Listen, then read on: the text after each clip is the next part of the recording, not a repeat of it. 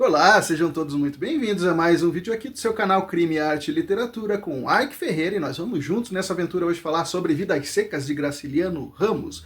Dá uma curtida no seu canal, se inscreve aí que tem muita coisa boa ainda para vir pela frente. Estamos eu e o Tovich aqui trabalhando juntamente, fazendo esses vídeos para vocês e esperamos que vocês gostem. Vidas Secas de 1938 cai bastante em vestibular, cai bastante em concursos públicos.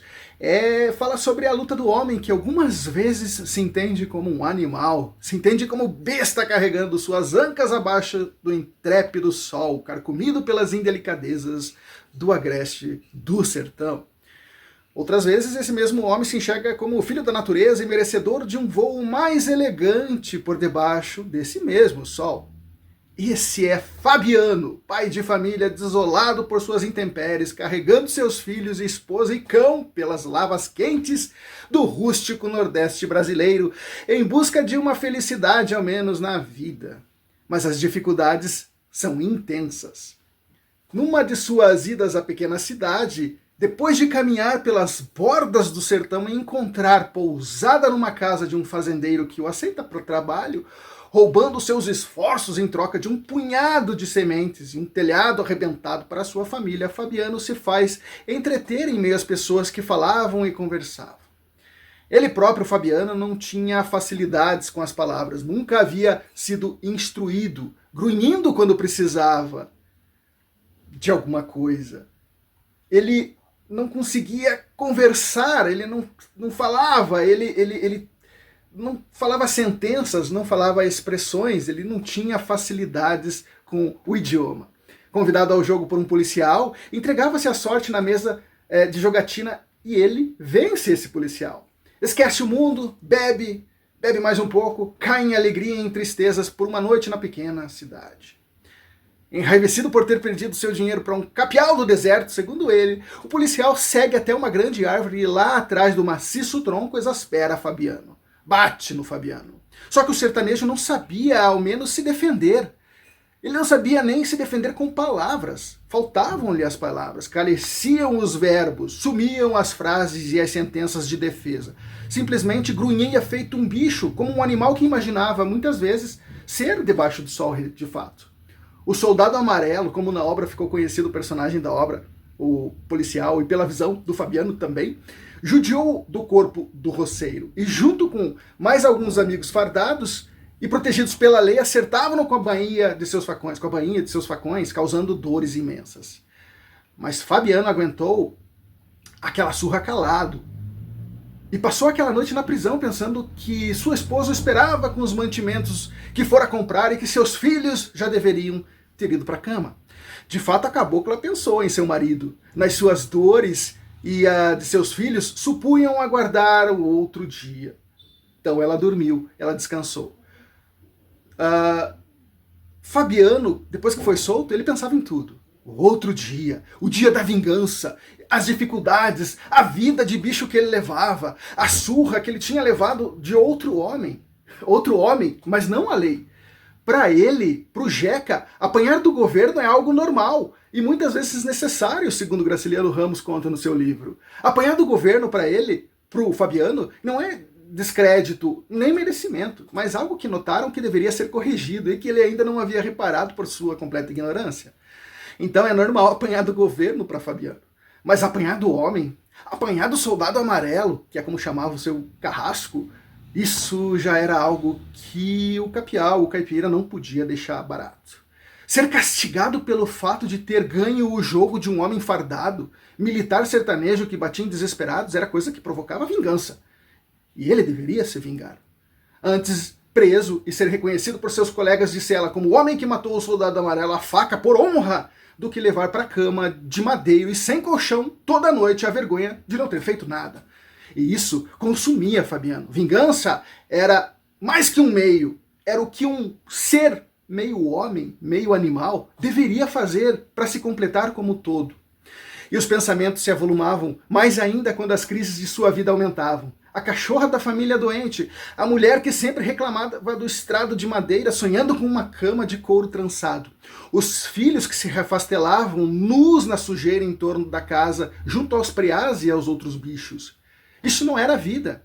E sabia que assim que a seca voltasse, o inverno findasse, teria que se meter no deserto do sertão novamente atrás de sobrevida.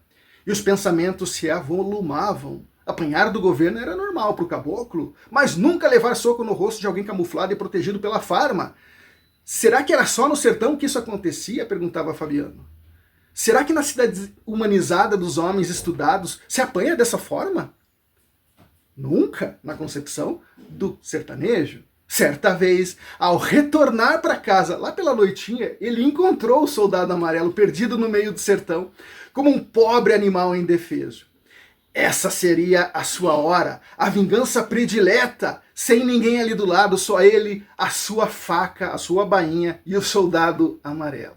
A vingança seria doce e saborosa. A vingança seria maravilhosa para que Fabiano pudesse matar a sede de vez em quando, que seria amarga, porque a vingança levaria ele para o cárcere, para a prisão. Mas e daí? Se eu já matei a sede através da minha vingança, então vou cometê-la, vou praticá-la. O homem tinha que manter a sua honra em meio ao rústico, onde somente se safava vivo o mais forte. E ele notava ser mais forte, pois o soldado acabrunhava-se em sua farda, com medo de Fabiano ao reconhecê-lo de noites anteriores. Assustava-se com a possibilidade de ser estocado pela faca cega do jagunço vingativo. E era isso mesmo que os olhos do sertanejo evidenciavam. Por seus pensamentos passavam o soldado amarelo sangrando e deixando a vida, a ponta de sua faca vermelha e a sua honra mantida. Vingança? Seria insuportável e inconcebível a ideia de não extrair a vida naquela noite de alguém que, segundo Fabiano, não merecia morrer. Naquele momento, o soldado amarelo representava o fazendeiro avarento, as reclamações da mulher e a dolorosa cama de madeira e seu estrado aflitivo, as angústias do sertão e da pobreza em que vivia, os filhos feito bichos seguindo os passos do pai, a ignorância que não o deixava nem ao mesmo falar.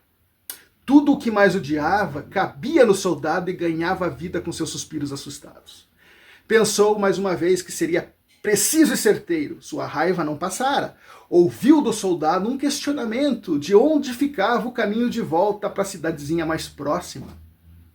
Mas deu de ombros. Pensava apenas na morte daquele que representava o seu infortúnio.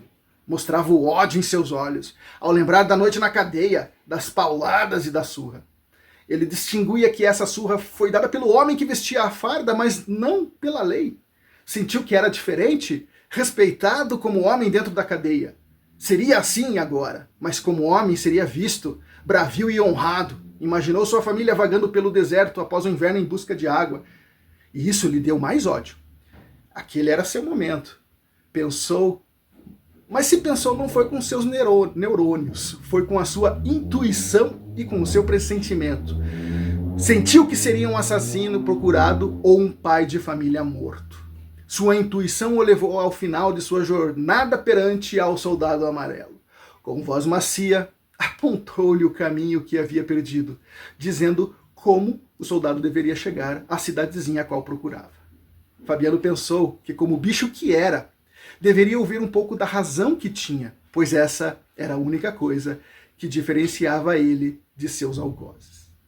É um livro excelente, de Graciliano Ramos, maravilhoso, que eu sugiro uma breve leitura. Ele não é um livro tão difícil, tão complicado, você vai gostar e cai bastante nas provas de concurso público, principalmente nos vestibulares espalhados Brasil afora.